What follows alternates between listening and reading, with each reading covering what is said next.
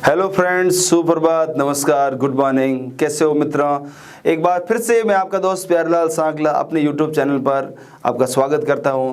मित्रों, पिछले वीडियो में हमने पढ़ा था संसद के बारे में, लोकसभा के बारे में। आज उसी के अगले भाग में राज्यसभा के बारे में हम चर्चा करेंगे। जुड़े रहिए हमारे साथ। हमारा वीडियो कैसा लगा हमें सुझाव जरूर दीजिए कमेंट बॉक्स में। Thank you. चलिए हम बात करते हैं राज्यसभा की। मित्रों, संसद का प्रथम सदन हमने लोकसभा पढ़ लिया था। आज हम उच्च सदन राज्यसभा के बारे में पढ़ेंगे। राज्यसभा को द्वितीय सदन, उच्च सदन, वरिष्ठ सदन, यहाँ तक कि अनुभवी लोगों का सदन भी कहा जाता है।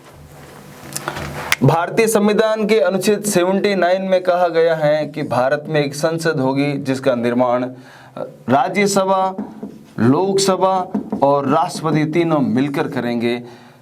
उनमें से लोकसभा को हमने पढ़ लिया था। आज हम बात करते हैं राज्यसभा की। मित्रों, राज्यसभा संसद का दूसरा सदन है, यानी लोकसभा के बाद में दूसरा सदन राज्यसभा है। राज्यसभा में सबसे पहले हम बात करते हैं राज्यसभा के सदस्यों की संख्या। राज्यसभा के सदस्यों की संख्या वर्तमान में 245 है। मित्रों, अधिकतम 250 हो सकती हैं। इनमें से 12 सदस्य, 250 में से या 245 में से 12 सदस्य राष्ट्रपति मनोनीत करता है। अनुच्छेद 83 में कला, साहित्य, विज्ञान और समाज सेवा के जो सदस्य हैं, ऐसे लोगों को राष्ट्रपति 12 सदस्यों को नॉमिनेट करता है। राजस्थान में राज्यसभा के सदस्यों की संख्या मित्रों 10 है, और जबकि भारत में सबसे ज्यादा राज्यसभा के सदस्यों की संख्या है यूपी में 31। यूपी मित्रों भारत का सबसे बड़ा राज्य है, और इस बड़े राज्य होने के नाते इनमें सदस्यों की संख्या भी अधिक मानी जाती है। दूसरा पॉइंट है राज्यसभा में सदस्य बनने की योग्यताएं। Number 1, he should be citizens of India, वो भारत का नागरिक होना चाहिए। नंबर 2, उसकी आयु 30 वर्ष से अधिक होनी चाहिए। नंबर 3, वह किसी लाभ के पद पर नहीं होना चाहिए। नंबर 4, वह पागल दिवालिया नहीं होना चाहिए। उपरोक्त योग्यता जो व्यक्ति रखता है वो राज्यसभा में सदस्य बनने की क्षमता रख सकता है। अब वो चुनाव जीते या हारे ये तो परवरदिगार ऊपर वाला ही जाने। इसके बाद बात करते हैं राज्यसभा के सदस्यों का निर्वाचन। राज्यसभा के सदस्यों का निर्वाचन भारत की जनता द्वारा प्रत्यक्ष रूप से न होकर अप्रत्यक्ष रूप से किया जाता है। अर्थात भारत की जनता, वोटर, विधानसभा के सदस्यों को वोट देते हैं और विधानसभा के सदस्य राज्यसभा के सदस्यों को वोट देते हैं। तो सीधा सा हो जाएगा, जनता द्वारा अप्रत्यक्ष रूप से वोट दिया जाता है। इसके बाद बात करते हैं कार्यकाल। बहुत अच्छा प्रश्न है मित्र। सवाल यह है कि राज्यसभा का कार्यकाल कितना है। बच्चे कहते हैं कि सर राज्यसभा का कार्यकाल 6 वर्ष का। बिल्कुल गलत है। राज्यसभा का कतई कार्यकाल नहीं होता है। राज्यसभा के मेंबर्स का, उनके सदस्यों का कार्यकाल होता है। राज्यसभा के सदस्यों का कार्यकाल 6 वर्ष का होता है। और मजेदार बात यहाँ पर मित्रों ये है कि प्रति 2 वर्ष बाद 1/3 सदस्य रिटायरमेंट यानी सेवानिवृत्त हो जाते हैं और उनकी जगह नए सदस्य आ जाते हैं। यहाँ पर इस चीज को गौर करना मित्रों, ये क्या है 2 वर्ष के बाद में एक 23 सदस्य। इसका मतलब ये है कि जब 1951-52 में प्रथम आम चुनाव हुए थे, उस समय हमारे राज्यसभा की सीटें जो 245 नहीं थी। ज्यों ज्यों जनसंख्या बढ़ी, ज्यों ज्यों राज्य बढ़े, ज्यों ज्यों इनकी संख्या बढ़ी, तो प्रारंभ में इतने सदस्य थे नहीं, तो संख्या बढ़ती गई और कुछ मेंबर्स का कार्यकाल पूरा होता गया और उनकी जगह नए होते आए। तो वर्तमान में नियम ये बनाया है, प्रति 2 वर्ष बाद में 1/3 सदस्य रिटायरमेंट हो जाएंगे और उनकी जगह नए सदस्य आ जाएंगे। उसके बाद बात करते हैं पदाधिकारी। पद को जो धारण करे अधिकारी उसे हम पदाधिकारी कहते हैं। राज्यसभा में मित्रों एक सभापति होता है और एक उपसभापति होता है। बहुत अच्छा प्रश्न यहाँ पर बन सकता है मित्रों। राज्यसभा में एक सभापति और एक उपसभापति होता है। प्रश्न ये बनता है नंबर 1, ऐसा कौन सा एक सदस्य है जो सदन का सदस्य नहीं होता है फिर भी उनकी बैठकों की अध्यक्षता करता है।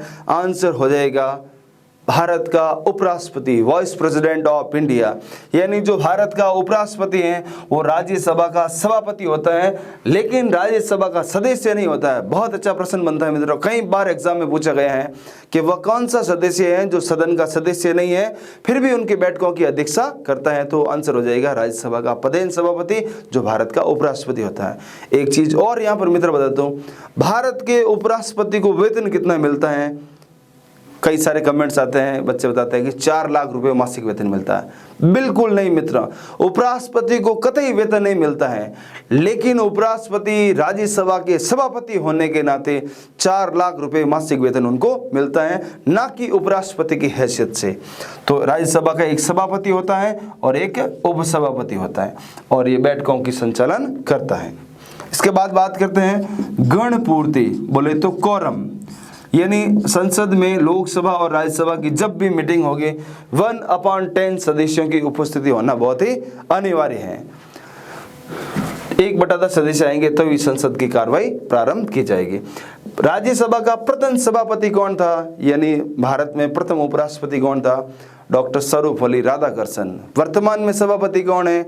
आर वेंकैया नायडू। बहुत अच्छा प्रश्न बन सकता है मित्रों, यहाँ पर गौर करें। अब मित्रों बात करते हैं राज्यसभा के कार्यों की। आप स्क्रीनशॉट लेना चाहे तो ले सकते हैं।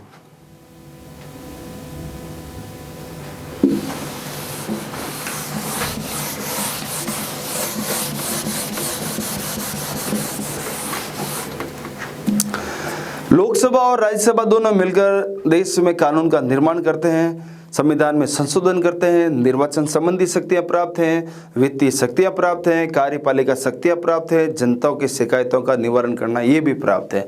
लेकिन कुछ राइट्स ऐसे हैं जो पर्टिकुलर राज्यसभा को प्राप्त है, लोकसभा को नहीं है। आइए वो कौन से हैं? नंबर 1, राज्यसभा को स्पेशल पावर। नंबर 1,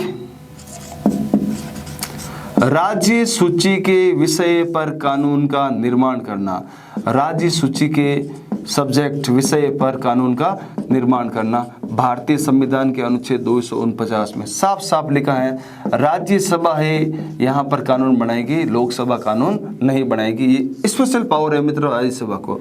और दूसरा महत्वपूर्ण है नई अखिल भारतीय सेवाएं स्थापित करना।